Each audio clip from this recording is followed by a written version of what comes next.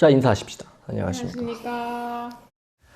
이만희 씨는 31년생으로 현재 92세예요. 신천지에서 죽지 않는다 믿고 있는 신천지 설립자예요. 박태선 전도관에서 10년, 유재열 장막성전에서 3년, 백만봉 사대교회에서 2년, 약 15년 동안 사이비 교육을 받고 50세가 넘어 창업에 성공하신 신흥 종교계의 짬뽕교리 전문가 이만희 총회장이에요. 1969년 시한부 종말 불발랐던 유재열 따라한다고 80년에서 87년 7년 시한부 종말했다가 스승과 똑같이 불발내고 후에 조건부로 바꾸셨어요.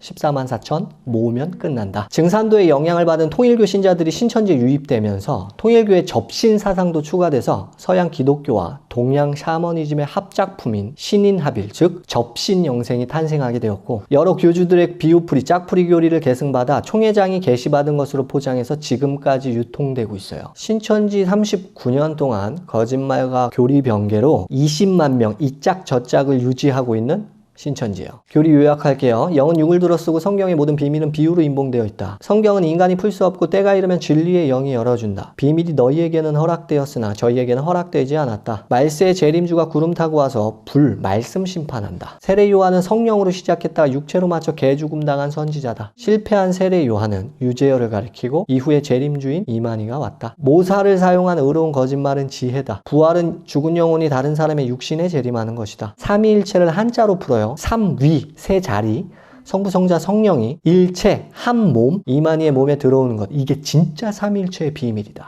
신천지에 왜 빠지는지 아세요? 아니요? 교리는 많이 했으니까 그들의 전도 전략을 한번 보죠. 취미, 연애, 교육 여러 카테고리로 접근을 해요. 그래서 인간관계를 먼저 형성을 하죠. 대학 동아리, 모르는 사람 길거리 접근하는 거, 설문조사, 연애 어플, 당근마켓 취미 모임 이런 거 조심해야 돼요. 특히 공짜로 잘해주는 사람들 있죠. 조심하셔야 돼요. 전도자는 대상자의 니즈, 필요한 것, 원하는 것, 갈급한 것을 미리 조사해서 다 알고 있어요. 그걸 공급하겠죠? 그래서 일단 친밀해져요. 세상은 경쟁하고 짓밟고 올라가고 무자비한데 우연히 만난 이들이 굉장히 따뜻하고 선한 사람들이고 그러니 의지하게 되고 애착이 생기는 거예요. 첫 번째 단계요. 애착과 소속, 욕구를 충족시키는 단계예요. 신천지에서 이러한 환상적인 인간관계를 경험하는 이유는 한 사람을 놓고 팀게임을 하기 때문이거든요. 나라는 존재 하나만 바라보고 울어주고 기뻐하고 함께하면 저 같아도 꿈뻑 죽을 것 같아요. 당신은 사랑받기 위해 태어난 사람을 문자적으로 경험하게 돼요. 헐. 특히 자존감이 낮다거나 의존적 성향이라면 나를 섬겨준다는 마음이 들면 무조건 빠져들겠죠. 신천지에 빠진 사람들 중에 많은 수가 이런 착하고 순진한 사람들이에요.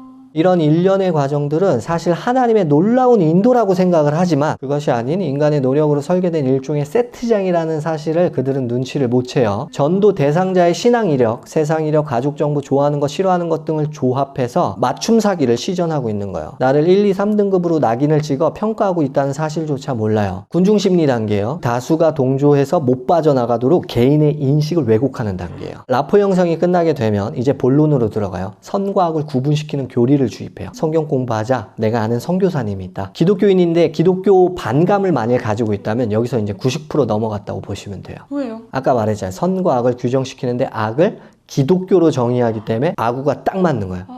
마음이 딱 맞죠? 신앙이 약하거나 없는 사람도 나의 니즈를 채워줬기 때문에 들어주기 시작할 거예요. 교리가 차곡차곡 쌓이기 시작하면 외부 세계에 소통이 끊어지게 되고 그들과의 네트워크 형성만 남아요. 진짜 무서운 건 이전의 삶으로 회귀나 복귀가 불가능하게 된다는 거예요. 이것이 세 번째 고립시키기예요. 선악 구분시켜서 우물한 개구리로 만드는 거예요. 때문에 인터넷과 온라인 인간관계를 이제 통제하기 시작해요. 프로그래밍이 완료되면 이제 그 피해자는 자발적으로 가해자의 입장이 되어서 모략 세트장의 전도자로 재투입이 되는 거예요. 이후에는 전도기계가 돼요. 근데 전도하는 게 되게 힘들거든요. 그 동력을 어디서 삼냐면 소수의 그룹의 높은 임원이 되라는 희망을 신천지에서 심어줘요. 그리고 탈락할 수도 있다는 경고, 협박을 해요. 나 자신은 공포와 불안이 커지겠죠. 자연히 양보 없는 이기심이 생겨나겠죠. 스스로 신천지 다단계 경쟁에 들어가기 시작하는 거예요. 신천지는 두려움을 미끼로 한 지옥 장사로 사이비기에서 지금까지 살아남아 성공한 거거든요. 이게 네 번째 공포 유발이에요. 지옥의 두려움과 불안, 인간의 본성을 이용하는 단계죠. 이 전도 기계가 전도에 성공을 하게 되면 성경 예언 성취에 숟가락을 얹었다는 성취감과 자존감이 올라가요. 밖에서는 쓸모없는 사람이었지만 안에서는 쓸모 있는 사람이 되는 거죠. 그러니 소속감이 강해지고 자발적으로 신천지의 모든 걸 투자하기 시작하는 거예요.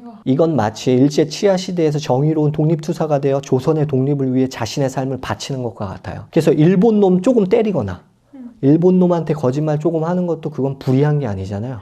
그래서 거짓말을 그렇게 잘하시는 거예요. 정말 무서운 건 뭐냐면 이제부터는 누가 시키지 않아도 능동적인 바이러스 전파자가 된다는 거예요. 5번째요. 자발적 헌신. 그래서 사이비가 확대되고 재생산되는 단계예요. 우리 추수꾼들의 진심이 드러나게 하는 방법이 있어요. 그들의 성경교리나 공동체를 비판하거나 교리를 부정해 보시면 돼요. 본색이 드러나요. 그게 그 사람의 포장 없는 진짜 모습인 거예요. 신천지 전도당하지 않는 방법이 있는데 심각한 우울증과 공황이 있다고 하시면 돼요. 쓸모없는 사람은 모집하지 않아요. 결론이에요. 사이비다는 피라미드 체제예요. 누군가가 희생을 하는데 다른 누군가가 그것을 누리는 괴상한 구조예요. 희생자는 다수의 교인이며 그것을 누리는 소수는 지배층에 앉은 교주예요. 그리고 12지파장이겠죠. 이걸 사회에서는 피라미드 구조라고 하고 기업에서는 다단계 구조라고 하고 종교계에서는 사이비 이단이라고 이야기를 해요. 이런 하향적 구조에서 엘리트들이 자신의 욕망을 누리며 살죠. 교주가, 소시오패스가, 사이코패스가 그렇게 살죠. 피라미드 구조 원리는 똑같아요. 너를 희생시켜서 나를 배불린다는 거예요. 그래야 내가 편하거든요. 복음의 진정한 능력은 뭘까요? 이러한 피라미드 세상의 구조가 뒤집히는 역사가 나타나는 걸 복음의 능력이라고 하거든요. 하늘의 왕이 이 땅에 내려와 노동자와 죄인들과 소수자와 함께 하셨어요. 그리고 그들의 죄의 대가를 왕께서 가져가시는 거예요. 자, 이거를 뭐라고 부르냐? 예수의 정신이라고 정의할게요. 공의 공도가 있고 예수의 정신이 있다고 얘기하는 신천지 공동체에서 이 예수의 정신이 보이지 않고 피라미드 체제가 보인다면 개혁을 하셔야 되는 거예요. 신천지인들이 바보여서 거기에 빠지는 게 아니에요. 세트장은 마련됐고 미끼를 던졌고 누군가는 그 미끼를 물어본 것 뿐이에요. 도와드릴 공동체는 많아요. 도움 필요하시면 언제나 연락해 주세요. 그리고 도움을 주는 공동체라 할지라도 피라미드 체제에서 벗어나지 못했다면 거기도 신천지와 다름없는 단체다. 맞아요. 생각하셔야 돼요. 신천지에서 상담소에 잡혀가면 이틀 만에 신천지를 탈퇴한다는 괴소문이 돌고 있어요. 근데 요거 사실인지 아닌지 현장에서 한번 확인해 보셨으면 좋겠어요. 몇십 년을 신앙생활 하다가 왜 상담소에 와서는 며칠 만에 탈퇴를 하게 되는 걸까요? 무엇 때문에? 오기 두려워하실 필요는 없어요. 저희 공동체는 이름, 얼굴, 사이트, 전화번호, 주소, 협동, 교회까지 다 공개가 돼 있어요. 지금 신천지는 14만 4천 도장 맞았다고 얘기를 하대요. 우리 총회장이 죽으면 성지로 만들기 위해서 고향 청도 있죠? 청도에 땅이 많았는데 지금 더 사들이고 있다는 얘기가 있어요. 총회장님의 유명한 어록 중 하나예요. 집 한 채, 땅 한 평도 없습니다.